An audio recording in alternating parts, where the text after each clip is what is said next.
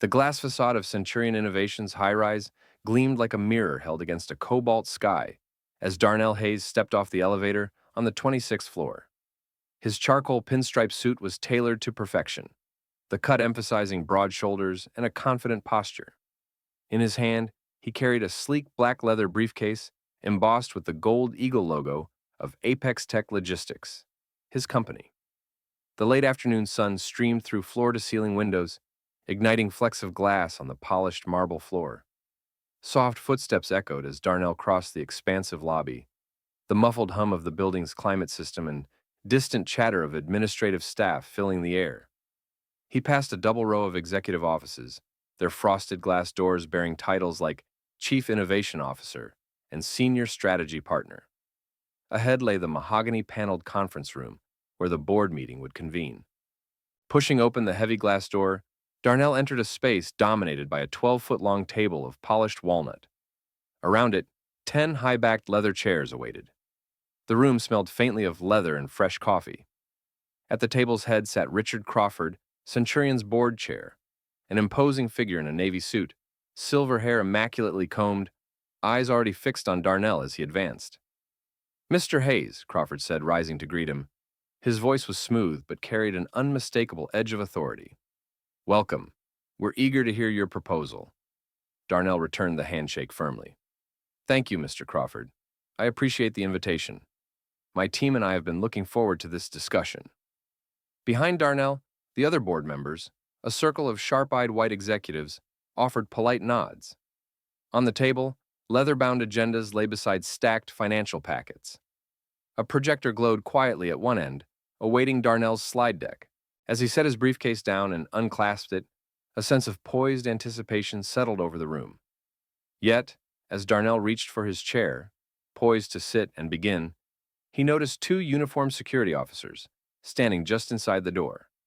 Their presence was routine for high-profile meetings, yet tonight something in their tense, watchful posture hinted at hurdle rather than courtesy.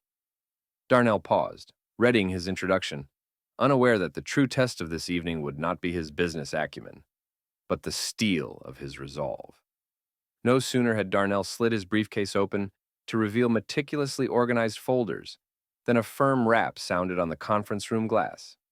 All heads turned as the door's silent magnetic lock clicked, an unusual interruption in a high-stakes board meeting. Standing just inside the frame was Officer Jenkins, the head of Centurion's security detail. Broad-shouldered in a pressed white shirt, navy trousers, and polished shoes, badge gleaming at his belt. His partner, Officer Liu, lingered behind him, hand resting on the handle of a sidearm.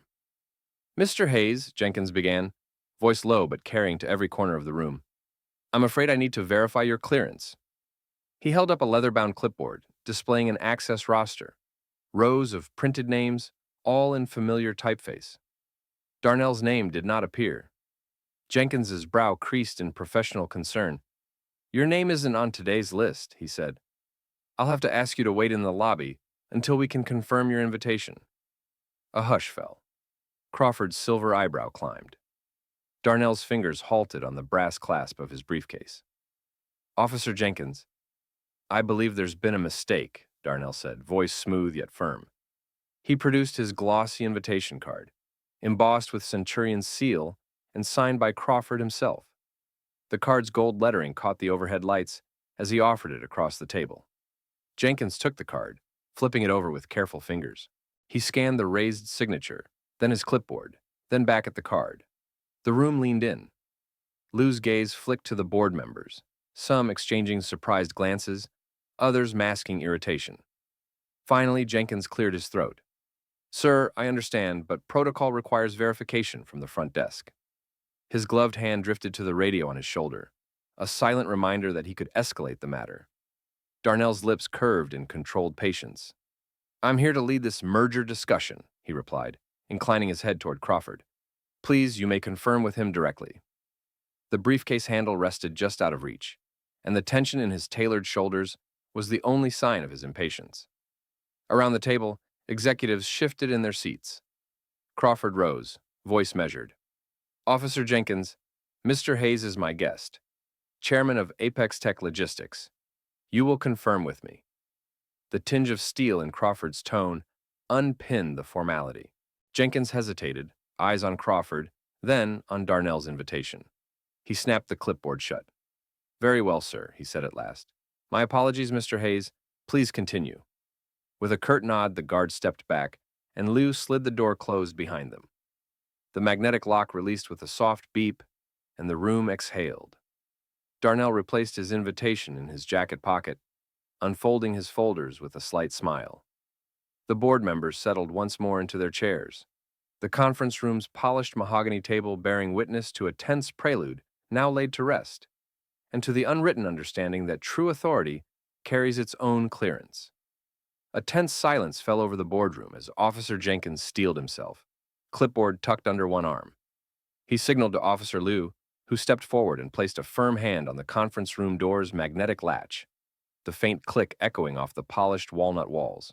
The pair advanced together, boots whisper soft on the marble floor. "Mr. Hayes," Jenkins repeated, tone firmer now, "I must ask you to leave the room until we validate your credentials." He motioned toward the door with an outstretched arm. The gilt lettering on the door, "Boardroom," seemed suddenly brooding. Darnell rose from his chair, gaze unwavering. The leather seat slid back with a soft creak. He folded his briefcase shut, the brass clasps clicking into place, and set it on the table as though offering a peace token. "Officers," he said evenly, voice carrying to every corner of the room, "there has been no error. I am here at the invitation of Mr. Crawford. I will not be leaving." Liu's hand hovered above his radio, index finger poised. His partner's jaw clenched. Jenkins's eyes flicked to the assembled board members, some stiff-necked, others wide-eyed. Outside, the city's twilight hum seeped through the floor-to-ceiling glass, oblivious to the confrontation within. Crawford stood slowly, the polished silver of his cufflinks catching the recessed ceiling LEDs. "Officers," he said, voice calm but unyielding. "Mr. Hayes is acting in good faith. You will stand down." He pointed to the chair at the table's head. "Sit down, Mr. Hayes. We have a meeting to conduct." Jenkins swallowed, a muscle tick flickering at his temple. He bowed his head, a small, reluctant concession, and stepped back, releasing the door. Liu reholstered his hand on the radio, shoulders shifting from rigid guard to deferential escort. As the pair melted into the corners, the chair slide snapped back into place, and Darnell reclaimed his seat with a quiet dignity. The board members exhaled in unison, papers rustling as the mist of tension lifted. Yet the polished table bore the imprint of the moment's friction, a subtle reminder that power is not granted by uniform alone, but by rightful authority recognized and upheld. Silence reigned as Darnell had risen to close his briefcase in compliance with Officer Jenkins's instructions. The door stood ajar behind the guards, its magnetic lock still humming faintly. Just when the tension seemed irreducible, Darnell unlatched the clasp again, producing not another business card, but a heavyweight, gold foil certificate rolled in a leather folder. He laid it at the center of the walnut table and carefully unrolled it, the polished brass lettering catching every recessed LED in the ceiling. Before the board could digest the sight, Darnell spoke, voice even and unhurried. "Allow me to clarify my position in Centurion Innovations." He spread the document flat, a certificate of founding shares, and tapped the embossed header. The heads of each board member leaned forward in unison. In large, ornate script, the certificate proclaimed, "Darnell Hayes, founder and principal shareholder, Centurion Innovations, 52.7% equity ownership." Underneath, a ledger of share classes, serial numbers, and Darnell's signature in deep blue ink left no room for ambiguity. The room's air shifted as board members exchanged stunned glances. Officer Jenkins, clipboard forgotten at his side, stepped back against the glass partition, badge flickering in the reflected light. Officer Liu's hand trembled as he instinctively reached to reholster his firearm, but hesitated. At the head of the table, Richard Crawford's carefully neutral expression cracked. He rose, smoothing his tie with deliberate calm. "Darnell," he breathed, voice tight with disbelief. You own a majority stake in this company." Darnell closed the folder and stood, meeting each stunned gaze with serene composure. "I do," he confirmed. I founded Apex Tech Logistics a decade ago, grew it to a multi-billion-dollar enterprise, then acquired this majority position through the merger I proposed. He swept his arm to encompass the security officers, now shrinking into the background. I assure you, Officer Jenkins, my presence here is not only authorized, but essential. Jenkins lowered his eyes, guilt and astonishment washing over his features. Liu released the faintest exhale, unclenching his hand from his holster. The boardroom's polished veneer seemed to reform around the new truth, that the man they had tried to eject controlled the very destiny of their corporation. A single beat of silence followed. Then Crawford moved around the table to Darnell's side, extending a hand of reconciliation. On behalf of Centurion Innovations, he said, voice warm, I apologize for this egregious error. Please resume your seat, Chairman Hayes. Darnell accepted the handshake and replaced the certificate into its folder. As he settled back into his leather chair, the two security officers stepped forward, no longer looming threats but humbled sentinels, ready to uphold the rightful authority now laid bare in gold and ink.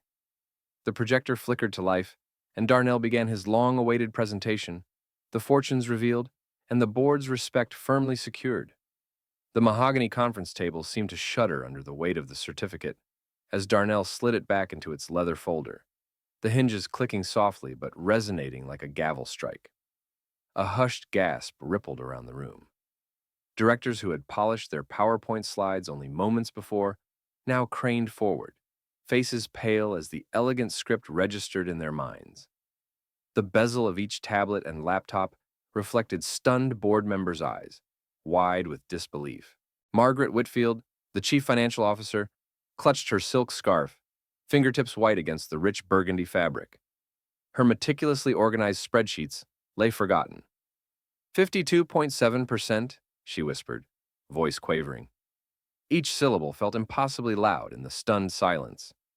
Across the table, Leonard Pierce, head of corporate strategy, pushed back his carved oak chair. The soft wheels squeaked in protest. He rose to his feet, mouth opening and closing as he struggled for words. I, he began, voice hoarse. His steel-gray tie, knotted tight, betrayed his discomfort. Outside the glass walls, the city lights blinked on as dusk fell, oblivious to the upheaval within. Street sounds, horns, distant sirens, filtered in through the open door behind the security officers, whose postures had collapsed into rigid apology. Jenkins rested a remorseful hand on the doorframe, eyes locked on Darnell's composed expression. Richard Crawford took a tentative step forward, smoothing his silver-gray hair as though recalibrating his authority. He cleared his throat, and the room exhaled in anticipation. This changes everything, he said finally, voice measured but charged. His gaze swept the directors. Mr. Hayes is not merely our guest.